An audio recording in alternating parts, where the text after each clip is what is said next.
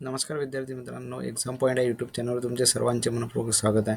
आपण चालू केलेल्या सामान्य ज्ञानाच्या सिरीजमध्ये आज हा व्हिडिओ आपण बघणार आहोत. या व्हिडिओचे मुंबई पोलीस भरती 2024 मध्ये विचारण्यात येणारे सर्व प्रश्नांचा समावेश याच्यामध्ये करण्यात आलेला आहे. अजून विद्यार्थ्यांसाठी अत्यंत आनंदाची बातमी अशी आहे की मोफत ऑनलाईन टेस्ट सिरीज आपण सुरू केलेली आहे. त्यामध्ये मुंबई पोलीस इतर ज्या स्पर्धा परीक्षा होणार आहेत ज्या चालू घडामोडी 2024 मध्ये झालेल्या आहेत किंवा आगामी ज्या चालू घडामोडीची जी अपडेट आहेत ते सर्व तुम्हाला ऑनलाईन टेस्टच्या स्वरूपात सोडण्यात येतील. त्याची जे क्विज आहे ते 10 मार्काचे असणार आहे आणि ती टेस्टची वेळ रात्री 8 वाजता तुम्हाला आपल्या व्हॉट्सअप चॅनलवर मिळून जाईल. व्हॉट्सअप चॅनलची लिंक आपल्या डिस्क्रिप्शनमध्ये दिलेली आहे. तरी सर्व विद्यार्थ्यांनी तिथे जाऊन तो चॅनल जॉईन करावेच. चला तर मग चालू करूया आजच्या व्हिडिओला. तर पहिला प्रश्न, इसवी सन 1908 मध्ये टिळकांवरील खटल्यांमध्ये त्यांचे वकीलपत्र कोणी घेतले? तर त्याचे पर्याय खाली दिलेले आहेत. तर त्याच्यामधील पर्यायाचं उत्तर आहे मोहम्मद अली जिना. मोहम्मद अली जिना यांनी लोकमान्य टिळक यांच्यावर जे खटला दाखल करण्यात आला होता 1908 मध्ये, त्याच्यामध्ये त्यांचे वकीलपत्र घेतले होते. मोहम्मद अली जिना यांनी 1908 मध्ये मुंबई टिळकांवर आरोप करून त्यावर डोंगरीच्या तुरुंगात ठेवण्यात आले होते. त्या डोंगरीच्या तुरुंगामध्ये त्यांच्यावरती ज्यावेळेस ब्रिटिशांचे जे कायदे होते त्यामध्ये कलम 124A आणि 153 यांनी त्याच्यावर खटले भरले होते, परंतु मोहम्मद अली जिना यांनी सर्व आरोप फेटाळून लावले आणि त्यांना तुरुंगातून त्यांची सुटका केली. त्याच्यानंतरचा प्रश्न, भारतीयांना इंग्रजी शिक्षण देण्याच्या धोरणाचा अवलंब कोणाच्या कारकिर्दीत करण्यात आला? तर त्याचे पर्याय खालीलप्रमाणे आहेत. तर त्या पर्यायापैकी याचे उत्तर आहे पर्याय क्रमांक 2 लॉर्ड डलहौसी. लॉर्ड डलहौसीच्या बाबतीत जर म्हणायचे गेले तर लॉर्ड डलहौसीच्या काळामध्ये कार्यकाळ हा 1848 ते 1856 कार्यकाळ होता. त्याच्यामध्ये संस्थानांचे खालसा धोरण हे सुद्धा त्याने आणले होते. त्यामध्ये त्याने दत्तक वारसांना मंजूर हे सुद्धा मंजूर केले होते. त्याने 1849 मध्ये त्याच्या काळामध्ये 1849 मध्ये शीख आणि इंग्रजांमध्ये युद्ध झाले होते आणि त्याने ते युद्ध जिंकले होते. त्याच्यामध्ये त्याने पंजाबला खालसा केले होते. नंतर त्याने 1856 मध्ये विधवा विवाह पुनर्विवाह कायदा सुद्धा लागू केला होता. तर डलहौसीच्या काळामध्येच रेल्वे, पोस्ट, तारयंत्राची सुरुवात झाली होती. याच्याच काळात रेल्वे 1853 मध्ये ठाणे ते मुंबई येथे पहिली रेल्वे धावली होती. नेक्स्ट, संतती नियमाची पहिली चळवळ महाराष्ट्रात कोणी सुरू केली? तर याचे पर्याय खालीलप्रमाणे आहेत. तर त्याच्यापैकी रघुनाथ धोंडो कर्वे यांनी संतती नियमाची पहिली चळवळ सुरू केली होती. रघुनाथ धोंडो कर्वे यांच्याविषयी जर बघायचे झाले तर त्यांना संतती नियमाच्या चळवळीचे जनक असे सुद्धा म्हटले जाते. त्यांनी संतती नियमन, गुप्तरोगांवरील पुस्तक सुद्धा काढले आहे आणि समाज स्वास्थ्य हे त्यांचे मासिक आहे. हे सर्व परीक्षेमध्ये विचारले जात असते. तर पुढील प्रश्न, ग्रँड ट्रंक या नावाने ओळखला जाणारा राष्ट्रीय महामार्ग कोणती 2 शहरे जोडतो? तर याचे पर्याय खालीलप्रमाणे आहेत. तर याचे उत्तर आहे कोलकाता आणि अमृतसर. ग्रँड ट्रंक नावाचा जो राष्ट्रीय महामार्ग आहे हा कोलकाता आणि अमृतसर या 2 शहरांना जोडला जातो. नेक्स्ट, सन 1924 मध्ये बेळगाव येथे झालेल्या काँग्रेस अधिवेशनाचे अध्यक्ष कोण होते? तर याचे पर्याय खालीलप्रमाणे आहेत. तर याच्यामधील जो पर्याय आहे याचे उत्तर आहे पर्याय क्रमांक 2 महात्मा गांधी. महात्मा गांधी या बाबतीत आपल्या सर्वांना माहितीच आहे की त्यांनी चंपारण सत्याग्रह, भारत छोडो आंदोलन, असविनय कायदेभंग चळवळ हे सर्व असहकार चळवळ या सर्व चळवळी केल्या होत्या आणि त्या भारतीयासाठी योगदानाच्या होत्या. पुढील प्रश्न, पुण्याच्या कोणत्या महाविद्यालयीन विद्यार्थ्याने हॉटसन या हंगामी गव्हर्नरवर गोळ्या घातल्या होत्या? तर याचे जे पर्याय आहेत ते खालीलप्रमाणे आहेत. तर या पर्यायापैकी वासुदेव बळवंत गोमटे हे या प्रश्नाचे उत्तर आहे. पुढील प्रश्न, निळ्या रंगाचे आधार कार्ड कोणाकरिता दिले जाते? तर याचे पर्याय खालीलप्रमाणे आहेत. तर या पर्यायापैकी याचे उत्तर आहे पर्याय क्रमांक 1 5 वर्षाखालील मुले. निळ्या रंगाचे आधार कार्ड जे असते ते 5 वर्षाखालील मुलांसाठी बनवले जात असते. पुढील प्रश्न, राष्ट्रीय मध्यान्ह आहार योजना कोणत्या वर्षी सुरू करण्यात आली? तर याचे पर्याय खालीलप्रमाणे आहेत. तर हे राष्ट्रीय मध्यान्ह योजना ही 15 ऑगस्ट 1992 मध्ये सुरू करण्यात आली. तर राष्ट्रीय मध्यान्ह आहार योजना ही जे शाळेतील गव्हर्नमेंटच्या शाळेमधील जे विद्यार्थी असतील त्यांची हजेरीपत्रक वाढवण्यासाठी आणि त्यांची पटावरील संख्या वाढवण्यासाठी हे करण्यात आलेली होती आणि त्यांना योग्य तो आहार मिळावा यासाठी ही योजना चालू करण्यात आली होती. पुढील प्रश्न, पुणे पोलिसांची बडी कॅप हा उपक्रम कोणासाठी राबवला जातो? तर याचे पर्याय खालीलप्रमाणे आहे. तर या पर्यायाचे उत्तर आहे, या प्रश्नाचे उत्तर आहे पर्याय क्रमांक 2, नोकरी पेशा असणाऱ्या महिलांसाठी हा उपक्रम राबवला जातो. हे सर्व प्रश्न मुंबई पोलीससाठी अत्यंत महत्त्वाचे आहे आणि वारंवार हे परीक्षेमध्ये विचारले जात असतात. आगामी होणाऱ्या महाराष्ट्र पोलीसमधील सर्व जिल्ह्यांमध्ये हे प्रश्न रिपीट होत असतात, त्यासाठी हे सर्व प्रश्न महत्त्वाचे आहे. म्हणून तुम्ही सर्व व्हिडिओ आवर्जून पूर्ण बघा आणि आमच्या या चॅनलला सबस्क्राईब करा आणि बेल आयकॉनला क्लिक करा. पुढील प्रश्न, मधुमेहाकरिता कोणती चाचणी करतात? तर याचे पर्याय खालीलप्रमाणे आहे. तर या पर्यायापैकी याचे उत्तर आहे FIB-AIC टेस्ट ही जी चाचणी आहे ही मधुमेह रुग्णांसाठी करत असतात. पुढील प्रश्न, डॉक्टर बाबासाहेब आंबेडकर यांनी महाड येथे चवदार तळे सत्याग्रह कोणत्या वर्षी केला? तर याचे पर्याय खालीलप्रमाणे आहेत. तर याचे उत्तर आहे पर्याय क्रमांक 2, 1927 साली डॉक्टर बाबासाहेब आंबेडकर यांनी महाड येथे चवदार तळे सत्याग्रह केला होता. तर डॉक्टर बाबासाहेब आंबेडकर यांच्या बाबतीत भरपूर काही असं आहे. त्यांनी मूकनायक, बहिष्कृत भारत, जनता, प्रभुत्व भारत, बुद्ध अँड फिझम हे त्यांचे आत्मचरित्र आहे. वरील जे होते, जे मूकनायक, बहिष्कृत भारत, जनता, प्रभुत्व भारत हे सर्व त्यांनी वर्तमानपत्रे सुरू केली होती. पुढील प्रश्न, पंचायत समितीचा सचिव कोण असतो?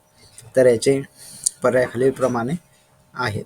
तर या पर्यायापैकी याचे उत्तर आहे पर्याय क्रमांक 2, गटविकास अधिकारी हा पंचायत समितीचा पदसिद्ध सचिव असतो.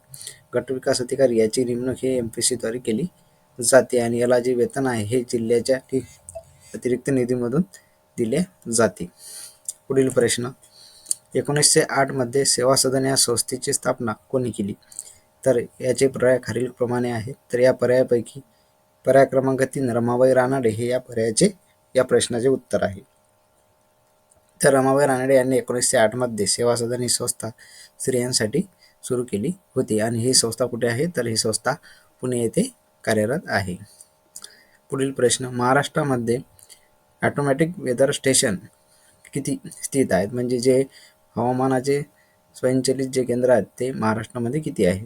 तर याचे पर्याय खालीलप्रमाणे आहेत. तर या प्रश्नाचे उत्तर आहे पर्याय क्रमांक 2, 12. महाराष्ट्रामध्ये 12 ऑटोमॅटिक वेदर स्टेशन म्हणजे स्वयंचलित हवामान केंद्र स्थित आहेत. हा प्रश्न IMP आहे मित्रांनो, हा परीक्षेमध्ये हमखास विचारला जात असतो. पुढील प्रश्न, महाराष्ट्र राज्याचे किती क्षेत्र कृषी हवामान विभागात विभागले गेलेले आहेत? तर याचे पर्याय खालीलप्रमाणे आहेत. तर या पर्यायापैकी पर्याय क्रमांक 2 या प्रश्नाचे उत्तर आहे.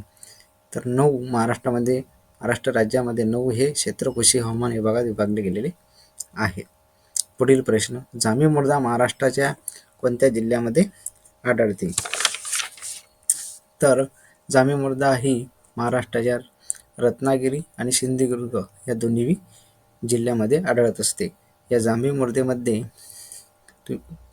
तांदूळ, काजू, आंबा ही पिके घेतली जातात. कोल्हापूर या जिल्ह्यामध्ये डोंगराळ मृदा वापरली जाते. तर पुणे या जिल्ह्यामध्ये तांबूस तपकिरी मृदा वापरली जाते. म्हणजे आपल्याला ते तिथे आढळून येते. परंतु जांभी मृदा ही रत्नागिरी आणि सिंधुदुर्ग या दोन्ही जिल्ह्यामध्ये आपल्याला आढळून येते आणि या जांभी मृदेमध्ये सर्वात जास्त लोहाचे प्रमाण असते. पुढील प्रश्न, महाराष्ट्रातील पहिली महिला रेल्वे इंजिन चालक कोण? तर या प्रश्नाचे उत्तर आहे पर्याय क्रमांक 1, सुरेखा भोसले. सुरेखा भोसले हे महाराष्ट्रातील पहिली महिला रेल्वे इंजिन चालक आहे. पुढील प्रश्न, सर्वसामान्य प्रौढ व्यक्तींच्या हृदयाचे ठोके दर मिनिटाला किती पडतात? तर याचे पर्यायापैकी याचे उत्तर आहे पर्याय क्रमांक 1, 72. तर सर्वसामान्य जे प्रौढ व्यक्ती असतात त्यांच्या हृदयाचे ठोके जे दर मिनिटाला पडतात ते 72 एवढे असतात. पुढील प्रश्न, केंद्र सरकारच्या उत्पादनातील राज्य सरकारचा वाटा रिकामी जागा यांच्या शिफारशीनुसार निश्चित केला जातो. तर याचे जे पर्याय आहेत ते खालीलप्रमाणे आहेत. तर या पर्यायापैकी याचे उत्तर आहे वित्त आयोग. तर केंद्र सरकारच्या उत्पादनातील राज्य सरकारचा जो वाटा आहे तो वित्त आयोग यांच्या शिफारशीनुसार निश्चित केला जातो. तर सर्व वित्त आयोग आपण बघितले आहेत. तर तुम्हाला जर वित्त आयोगाविषयी संपूर्ण माहिती बघायची असेल तर व्हिडिओ व्हिडिओ आपल्या डिस्क्रिप्शनमध्ये प्लेलिस्ट दिलेली आहे, त्याच्यामधून बघून घ्या. पुढील प्रश्न, जागतिक पोलिओ दिवस कधी साजरा केला जातो? तर याचे पर्याय आहे खालीलप्रमाणे आहेत. तर याचे उत्तर आहे 24 ऑक्टोबर रोजी जागतिक पोलिओ दिवस साजरा केला जातो. जिल्हा परिषदेचे कामकाज एकूण किती समित्यांमार्फत चालते? तर याचे पर्याय खालीलप्रमाणे आहेत. तर याच्या पर्यायापैकी याचे उत्तर आहे पर्याय क्रमांक 3. जिल्हा परिषदेचे जे कामकाज आहे ते 10 समित्यांमार्फत चालते. याच्यामध्ये जे महत्त्वाची समिती जी आहे ते स्थायी समिती असते आणि या स्थायी समितीचे पदसिद्ध अध्यक्ष हे जिल्हा परिषदेचे अध्यक्ष असतात. तर याचे जे सचिव असतात ते उपजिल्हाधिकारी असतात. हे लक्षात ठेवा, हे परीक्षेमध्ये विचारले जाते. एक्झाम वॉरियर्स या पुस्तकाचे लेखक कोण आहेत? तर याचे पर्याय खाली दिलेले आहे. तर या पर्यायापैकी त्याचे उत्तर आहे पर्याय क्रमांक 3 नरेंद्र मोदी. एक्झाम वॉरियर्स या पुस्तकाचे लेखक नरेंद्र मोदी हे आहेत. हे प्रश्न सर्व परीक्षेमध्ये विचारले जातात, म्हणून हा व्हिडिओ सर्व संपूर्ण बघावा आणि आपल्या मित्राला शेअर करावा. संविधान दुरुस्ती करण्याची प्रक्रिया अनुच्छेद मध्ये नमूद केली आहे. तर कोण्या अनुच्छेदानुसार किंवा कोण्या कलमानुसार संविधानामध्ये दुरुस्ती केल्या जाते? तर याचे पर्याय खालीलप्रमाणे आहेत.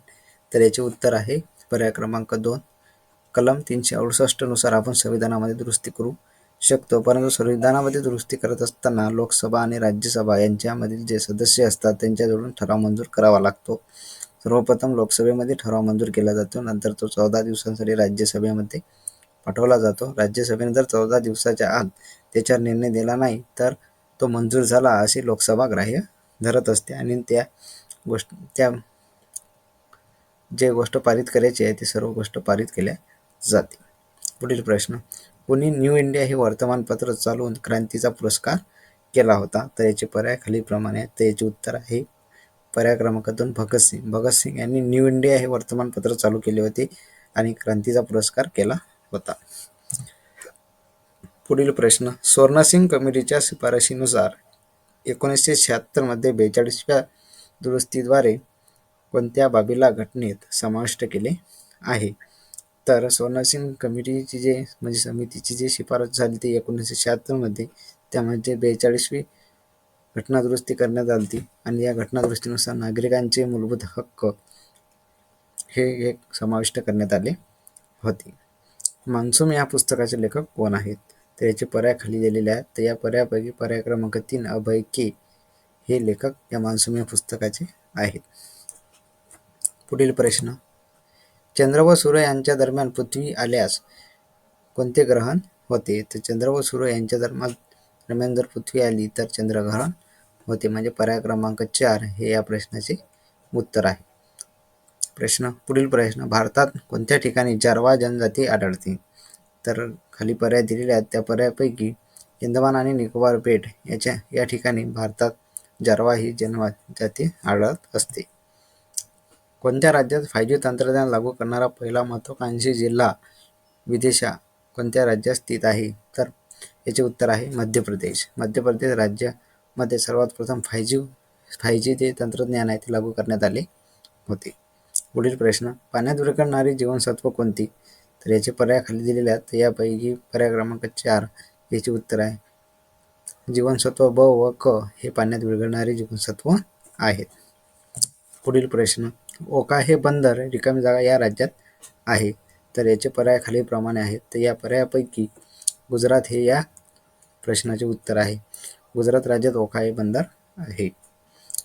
कोणत्या 2 नद्यांच्या एकत्रित प्रवाहास गंगा नदी म्हणून ओळखले जाते? तर भागीरथी आणि अलकनंदा ह्या ज्या 2 नद्या यांच्या संयुक्त प्रवाहाला गंगा नदी म्हटले जाते आणि भागीरथी व अलकनंदा ह्या 2 नद्या देवप्रयाग या ठिकाणी उत्तराखंडमध्ये एकत्र येतात आणि तिथून गंगा नदीचा उगम सुरू होतो. पुढील प्रश्न, लोकसभा व राज्यसभा यांच्या 2 अधिवेशनामध्ये किती महिन्यांचे अंतर असते किंवा याच्यामध्ये जास्तीत जास्त अंतर किती नसावे? तर या प्रश्नाचे पर्याय खाली दिलेले आहेत. तर या पर्यायापैकी 6 महिने हे याचे उत्तर आहे. तर लोकसभा राज्यसभा या दोन्ही जे सभागृह असतात त्या सभागृहामध्ये जे अधिवेशन होतात याच्यामध्ये 6 महिन्याचे अंतर असते. त्याच्या 6 महिन्यापेक्षा जास्त ह्याच्यात अंतर नसावे असे आपले उत्तर आहे. पुढील प्रश्न, देशात वस्तू व सेवा कर केव्हा लागू करण्यात आला, म्हणजे GST केव्हापासून भारतामध्ये लागू करण्यात आली, तर 1 जुलै 2017 पासून भारतामध्ये GST लागू करण्यात आली. हा प्रश्न देखील परीक्षेत वारंवार विचारला जातो. पुढील प्रश्न, मिशिगन सरोवर कोणत्या देशात स्थित आहे, तर याचे उत्तर आहे पर्याय क्रमांक 3 अमेरिका. अमेरिका या देशामध्ये मिशिगन सरोवर स्थित आहे. पुढील प्रश्न, आशिया खंडातील सर्वात लांब नदी कोणती, तर याचे पर्याय खालीलप्रमाणे आहेत. या पर्यायापैकी पर्याय क्रमांक 2 अगस्त्य हे आशिया खंडातील सर्वात लांब नदी आहे. पुढील प्रश्न, खालीलपैकी कोणत्या राज्याची नेपाळ या देशाची सीमा स्पर्श करत नाही, तर याचे पर्याय खालीलप्रमाणे आहेत. तर या पर्यायापैकी याचे उत्तर झारखंड हे याचे उत्तर आहे. झारखंड राज्याची सीमा नेपाळ या देशाच्या सीमेला स्पर्श करत नाही. पुढील प्रश्न आणि शेवटचा प्रश्न, सुस्वागतम हे नवीन पोर्टल सुरू करण्याची घोषणा कोणी केली आहे, सुस्वागतम हे नवीन पोर्टल सुरू करण्याची घोषणा सर्वोच्च न्यायालय यांनी केली आहे. तर याचे उत्तर आहे पर्याय क्रमांक 3 सर्वोच्च न्यायालय. असेच नवनवीन व्हिडिओ बघण्यासाठी आणि पोलीस भरती 2024-25ची तयारी आमच्यासोबत करण्यासाठी आमच्या एक्झाम पॉईंट या यूट्यूब चॅनलला सबस्क्राईब करा आणि बेल आयकॉनला क्लिक करा. याची PDF तुम्हाला आपल्या व्हॉट्सअप चॅनलवर मिळून जाईल आणि टेस्ट सिरीज मोफत सोडवण्यासाठी आमच्या व्हॉट्सअप चॅनल एक्झाम पॉईंटला जॉईन व्हा. जय हिंद, जय महाराष्ट्र, जय शिव.